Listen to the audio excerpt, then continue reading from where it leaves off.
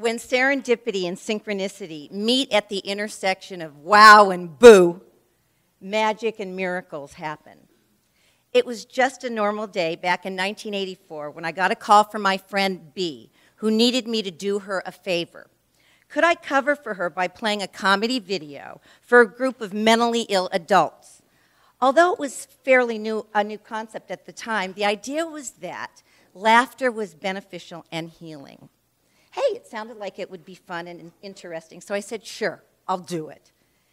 That yes changed my life forever.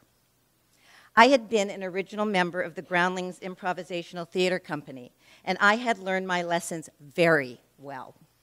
The most important rule in improvising is to say yes, find agreement, keep moving forward, and then figure it out later. When life offers up an unexpected opportunity, the answer is always yes. So that following Thursday, I drove down to Step Up on 2nd, an outpatient mental health center in Santa Monica next to the Laemmle Fourplex movie theater. There it was, this big, cavernous building. There is nothing quite like the pungent smell of very dirty socks, undiluted ammonia, and pine sol to make you wake up and pay attention. That enticing aroma slammed into my nostrils with a bang as I walked through the front door. Like an ice cream headache, that smell hit me right between the eyes, practically knocking me off my feet. Reality can be so real. Once I regained my equilibrium, I found myself greeted by the room's grimy, pale yellow brick walls and smudged, greasy glass partitions. The cheeriest thing I can say about this place is that it was really depressing. Then I saw them, leaning, lounging, laying lethargic, on a large, beat-up couch the color of disgusting.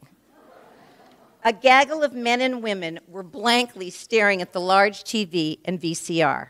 Oh, God, this must be my group. Hey, where's B? Asked a man who looked like Abraham Lincoln's twin brother. Listen, B couldn't be here today. I'm a friend of hers. She'll be back next week. My name is Rahla. Yeah, I know it's weird. It's like a cheer for LA. Ra and then la. Rahla. Get it? So now I'm fumbling with the VCR. Does anybody know how to work this thing? No. They all yelled in unison. Great. Then another couch grouch yells at me. Figure it out already so we can take our nap. Whoa, whoa, whoa. Wait a minute. You mean you sleep during the comedy video when you're supposed to be laughing? No, no, no. I did not schlep down here from Hollywood to watch you guys sleep. Get your asses up off that couch because we are going to play. They looked at me stunned. I honestly don't know what had come over me. Some aberrant muse had entered my body, and suddenly I was barking orders like a drill sergeant. The first thing we're going to do is warm up, so everybody get in a circle. We're going to sing one round of the first verse of the song, Getting to Know You, from the musical The King and I. If you don't know the words, watch my big red lips and follow along. Here's how it's going to go. Each time you hear the word you, point to someone in the circle. When you hear the word me, point to yourself and then hug yourself for just showing up. Okay, ready? Here we go. Stunned silence. Their vacant, shocked stares were overwhelming. I looked for a glimmer of possibility. But nope, nada, nothing. They just stood there and looked at me. My muse jumped in again and I heard myself say, "You're all looking at me like I'm crazy." Then a buxom, ballsy broad yells at me, "You're not crazy, we're crazy. You are not crazy, we are mentally ill. You should know that." Oh, really? You're all mentally ill? Oh, well. I'm an out-of-work actress appearing nightly as a waitress, so we're not all that different. Sing. So they sang. Getting to know you, getting to know all about you, getting to like you, getting to hope you like me. Hug yourself for showing up. Good job. Are we warmed up yet? Now they're all giggling. I assume that was a really good sign. You ready to play some more? Don't answer, let's just do it. We played snappin', clappin', first letter, last letter. We played Oh Great One, and we played emotional alphabet. And they played full out. The laughter in our little group was contagious. Hoots and hollers came from everywhere. And I looked at my watch, and my 2 hours were up. But they didn't want me to stop. I got a standing ovation. And then old serendipity and synchronicity showed up in all their glory. This tall older woman comes over to me and gives me one of these. You, into my office. As I followed her, I was thinking, oh, what you gonna do, fire me? I'm just here for the day. She said her name was Susan Dempsey, and she was the executive director. Then she grilled me. So where's B? What was that you were doing? Are you a psychologist?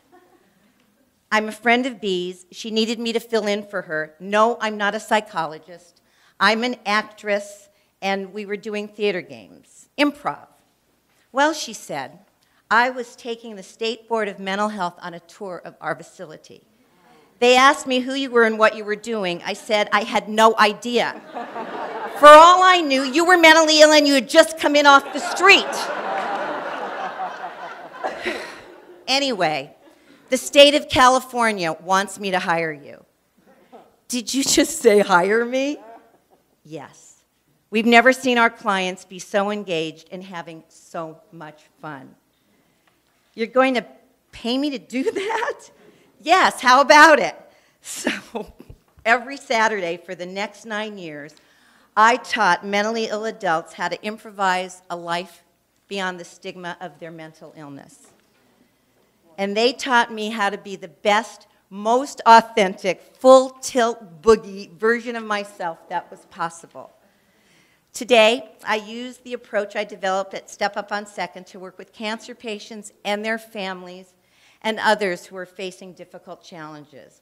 So, 30 years ago, a simple yes to a friend became my job, and that job became my calling.